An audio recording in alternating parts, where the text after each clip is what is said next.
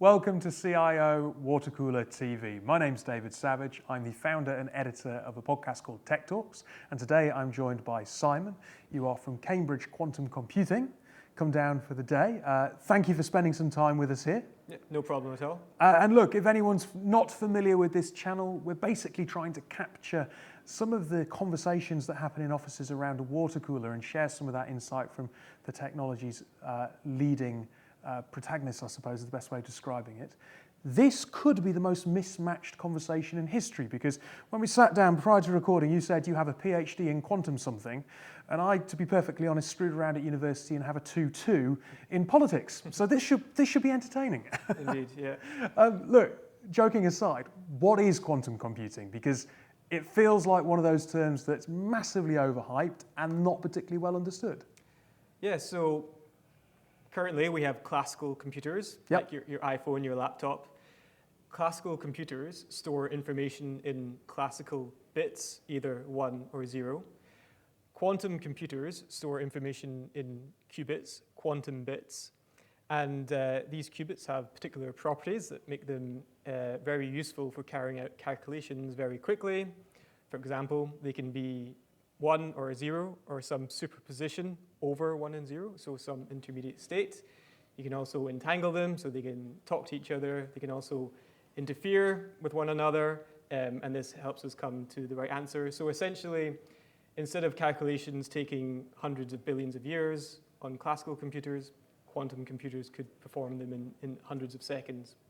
What I find really interesting about this area is if you have a look at the level of investment that companies are making into various different types of technology, I think 3/4 of the market is investing in cloud computing. Kind of makes sense, you know, slow evolution rather than revolution, quite pragmatic. But 1 in 10 organizations are putting money into quantum computing.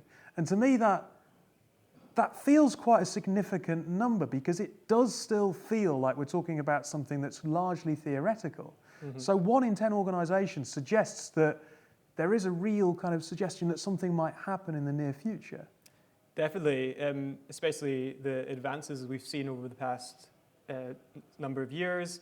We've gone from 1 qubit, 2 qubit. We're now up at about 80 qubits.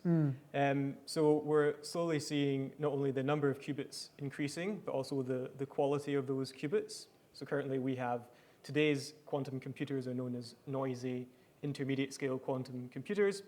So they have no way to correct errors. And a lot of people are waiting for this quantum supremacy. But I think it's important to realize that we don't need to reach quantum supremacy to actually do useful things with quantum computers. We can do very useful things in the next possibly 1 to 2 years using today's current quantum computers. So right now we are, for example, simulating small molecules, things like lithium hydride, beryllium hydride, even water.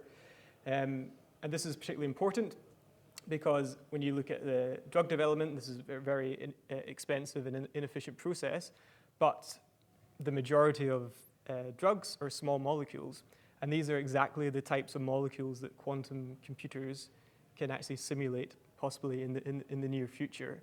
And this will have a disproportionately large effect on the drug development industry. And of course, there's other industries that are interested in security as well. So yes, quantum computers could break current encryption standards, but we can also use quantum technology today to protect ourselves not only from quantum threats, but from classical threats too. It's been likened kind of like a new space race, right? Exactly. Is that a fair analogy? Yes.